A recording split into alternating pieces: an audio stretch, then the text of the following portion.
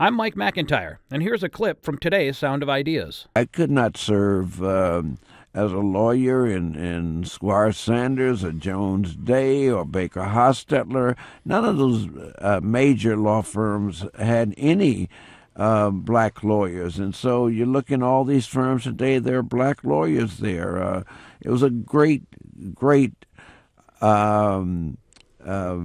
career opportunity for me to be able to go to Squire Sanders and be a senior counsel in one of America's great international law firms, realizing that this is something I couldn't have done back in 1953 when I came out of law school. For more great Sound of Ideas conversation, go to ideastream.org/SOI.